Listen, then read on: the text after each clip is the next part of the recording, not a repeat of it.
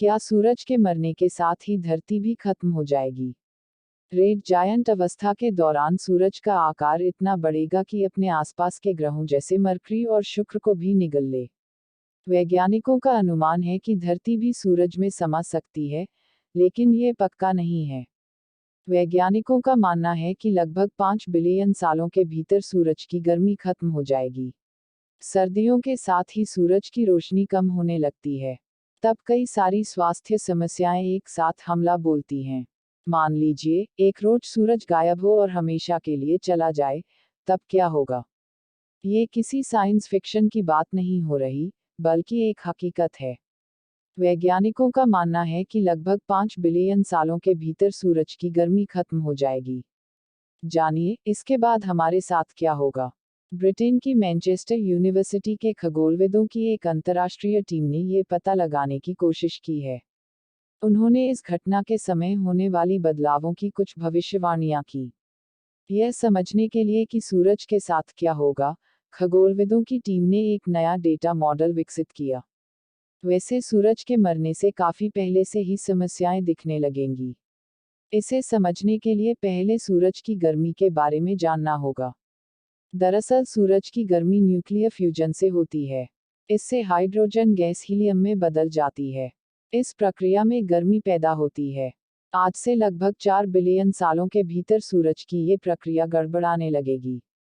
इसे संतुलित करने की कोशिश में सूरज बहुत ज्यादा गर्म हो जाएगा। ये वही अवस्था है जिसे वैज्ञानिक रेड जायंट के नाम से बुलाते हैं। यानी उम्र के साथ पहले तो सूरज और ज्यादा चमकीला और गर्म होता जाएगा। बता दें कि डायनासोर के समय में उन्होंने काफी कम रोशनी वाला सूरज देखा होगा।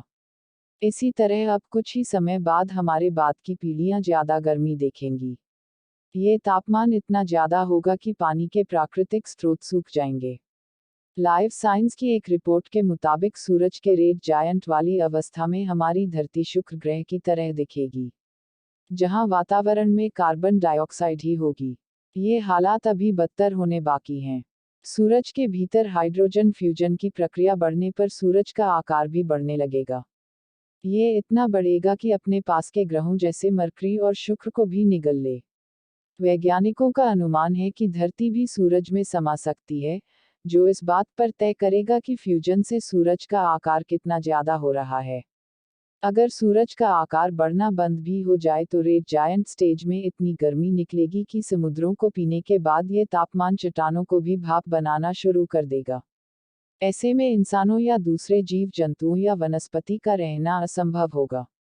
वैसे इसके साथ ये संभावना भी हो सकती है कि जैसे बेहद ठंडे इलाकों में आज लोग रहते हैं, वैसे ही गर्मी में रहने के लिए भी किसी न किसी तरीके से अनुकूलित हो जाएं।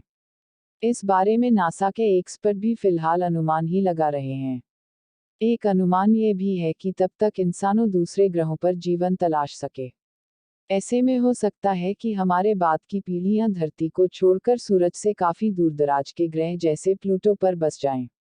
गर्मी इतनी बढ़ेगी कि इंसान धरती छोड़कर दूसरे ग्रहों पर जा सकता है। साउथवेस्ट रिसर्च इंस्टीट्यूट के मुख्य वैज्ञानिक एल स्टर्न के मुताबिक तब दोबारा से अनुकूलन का सिद्धांत नए तरीके से सामने आएगा। सूरज की उम्र बढ़ने के साथ साथ उसकी गर्मी इतनी बढ़ेगी कि इंसान दूसरे ग्रहों पर जा सकता है, जैसे कि 3 दूर के ग्रहों को मिलाकर कुआइपर बेल्ट कहते हैं, जो इंसानों के लिए सुरक्षित हो सकते हैं। इसके बाद सूरज की एक और अवस्था आएगी, जिसे व्हाइट ड्वार्फ के नाम से जाना जाता है। वैज्ञानिकों ने फिलहाल अनुमान के आधार पर सूरज की अवस्थाओं को नामकरण भी कर दिया है। व्हाइट ड्वार्फ अवस्था वो वक्त है जब सूरज का बढ़ना आखिरकार थम जाएगा।